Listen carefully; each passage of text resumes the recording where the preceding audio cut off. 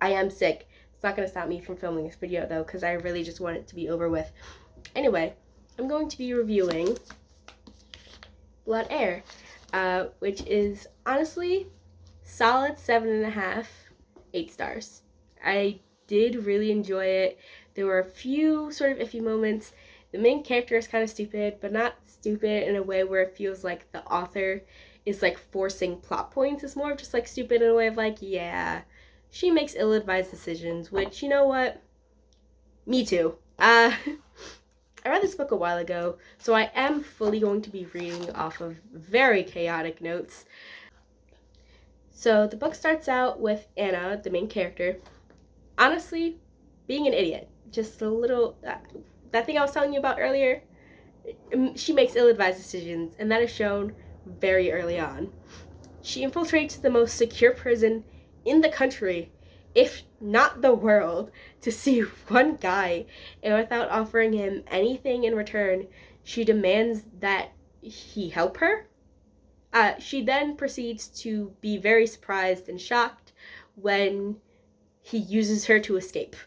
Because, of course, what else would he do?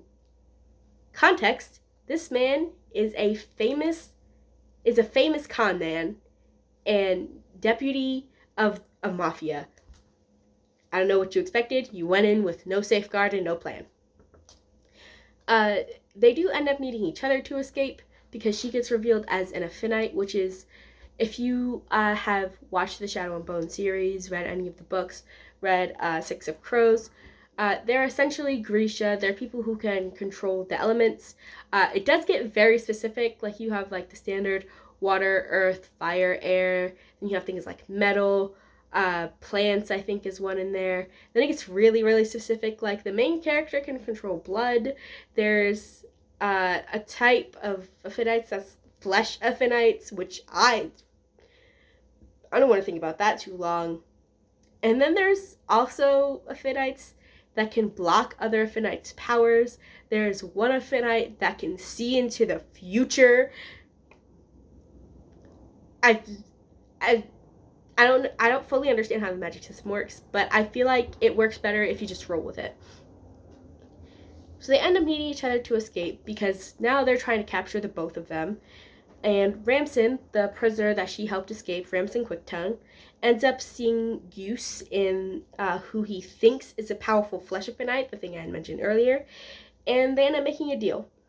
Anna wants Ramson to find the alchemist who framed Anna for murder, and in return, Anna will act as Ramson's weapon, with a few caveats of, like, she's not gonna kill or torture anybody, but she will essentially, like, incapacitate people if need be. Originally, Ramson planned to, instead of using Anna as a weapon for the full time, of just giving Anna to his former boss in exchange for being returned to deputy of the mafia, but as he spends more and more time around Anna, he does decide that she's too good for this world, because of course she's too good for this world. She's the main character. But, you know, I do get how he got there. She is like just like a really nice person. And I won't go as far as to say she's too good for this world, but I will go as far to say she's too good to be sold into a human trafficking ring. And he also decides that he should just kill his old boss anyway and just completely take control of the mafia. So, you know, give and take. Balance. Pretty shortly after making the deal, Anna and a kid she takes care of named May are discovered as non-enslaved Affinites as they're traveling, because pretty much all Affinites are either essentially enslaved because of how little pay they get for their work, or are just straight up enslaved because human trafficking rings that nobody cares to pay that much attention to. So they're discovered during their travels, and obviously they end up getting into a fight with the authorities. In this fight, May is kidnapped and taken to a place called the Playpen, a club that forces Affinites to perform before being sold, which is so messed up. And what makes it even more messed up is that it feels kind of real. But we're gonna move past that. At the same time as this is happening, Ramson is also being kidnapped, so it's just a bad time for everybody all around. Anna isn't super concerned with Ramson at the moment. She's really just focused on May. Her original plan was to just sort of go and find May and just forget about Ramson and their deal. But on her way to rescue May, Anna steals a horse and rips out the blood of one of Ramson's captors because she just sort of finds Ramson, like, as she's, like, wandering around trying to figure things out. They continue to the playpen and manage to infiltrate the club, and I'm not gonna lie, a lot happens.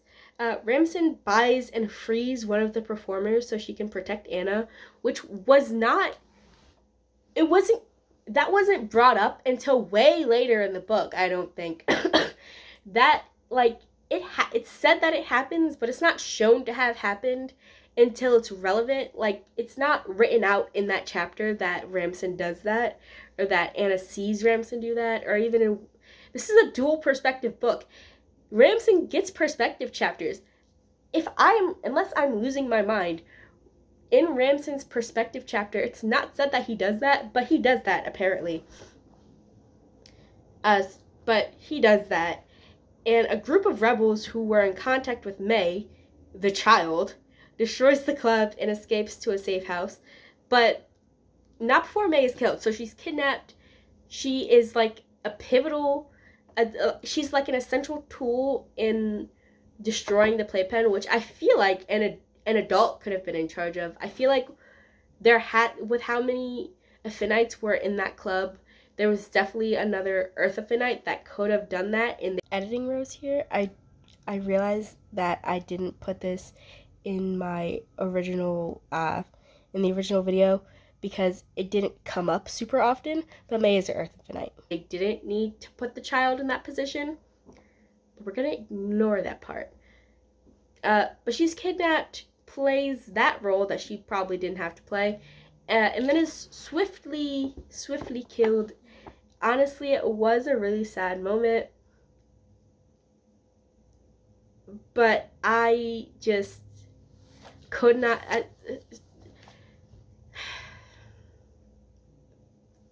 don't even know. Maybe I'm just crazy. Maybe I'm just a psychopath. But they do end up going to a safe house that I believe the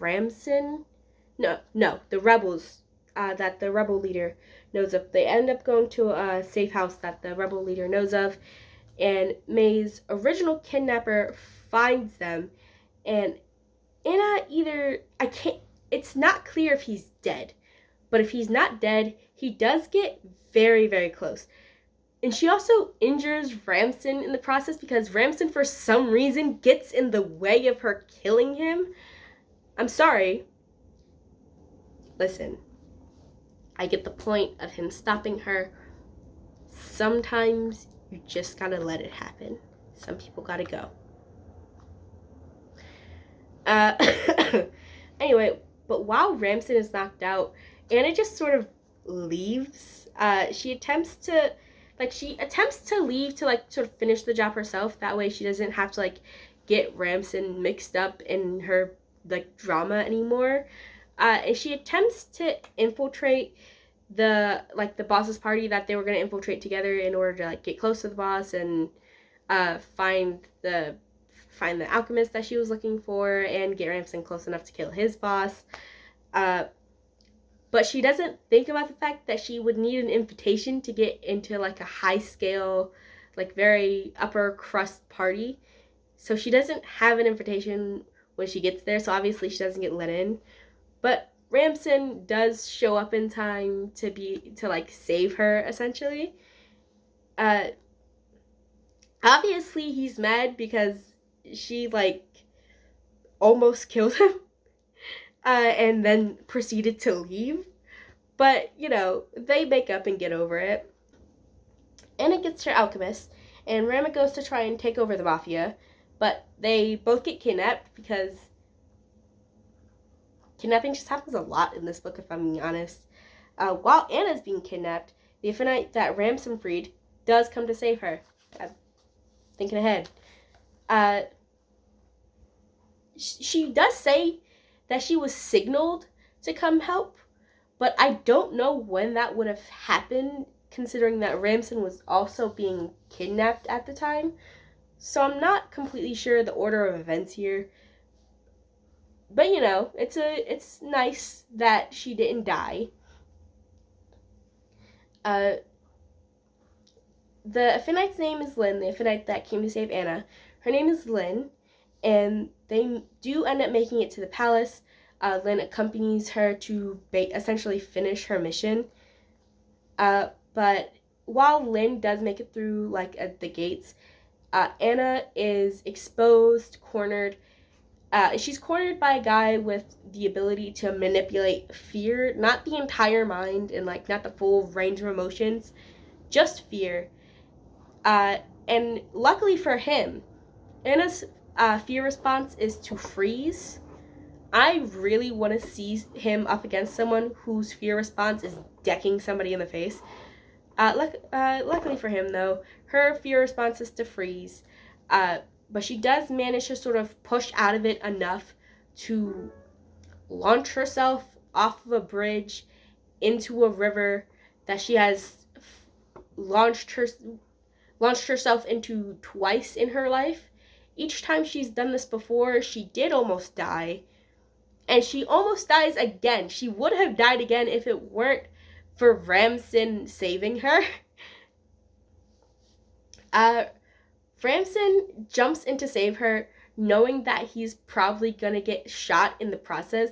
But because of miscommunication, because it was revealed that originally Ramson was going to trade her for his position back, which honestly, if you read enough, you knew was gonna happen. You could see it the second Ramson made his plan. You knew that was gonna happen. So Anna's mad at him, but she does end up getting over it because Ramson basically sacrifices himself for her, and he doesn't die. Obviously, he's the main male character because Lynn saves him. But the sentiment is still there. If it wasn't for Lynn, he would have died. So this does still count as a heroic sacrifice. While this is happening, Anna tries to stage a coup. Why does she try to stage a coup? It's a lot of information. The book explains it better because the book has a lot of time. And when I say a lot of time, I mean a lot of time. And I do not have that much time. So I'm going to try and break it down for you in a couple of minutes. Anna tries to stage a coup. Why? Well, she finds out that the only reason the alchemist had poisoned her dad was because her aunt, her kind of aunt, her mom's kind of sister, adopted sister, not really adopted by her mom. That was a lot of information. I really hope you were able to get all that. Point is, Anna's aunt is also an Aphonite, which she did not know. She's an Aphonite of the mind, full mind, not just one aspect like fear. And she was controlling the alchemist. So to make the alchemist work for her in making poisons, which she used to poison her dad and frame Anna. She did that because she's been essentially trying to break down the royal family so that she would be next in line for the throne without technically having any royal blood, because Anna's mom gave her a position because they were so close, despite not actually being sisters. And so, on top of having poisoned her dad, she's also poisoning the brother, who is also dying of poison and being mind controlled by the aunt. Because he is, after the dad died and after Anna left, he's next in line. Well, he would have been next in line even if Anna didn't leave. But with him gone, and Anna being, accused of treason, she will have been next in line for the throne, which is why she's done all of this. And so she tries to stage a coup. The coup does fail, so they have to flee the castle, her and Ramson. And then Lynn also flees the castle, but she has to do it in a different way that ends up separating her from the other two. And the book leaves off with Lynn jumping into the river that Anna had jumped into, which so many people jump into this very deadly river. And Ramson and Anna slowly walking off into the sunset. And I say slowly walking off into the sunset, but they're actually slowly walking off into the moon because it's fully night at this point, and also in the snow. Again, this book is very good. I did like it a lot. I really hope I was able to summarize that concisely so that I don't have to re-record this video.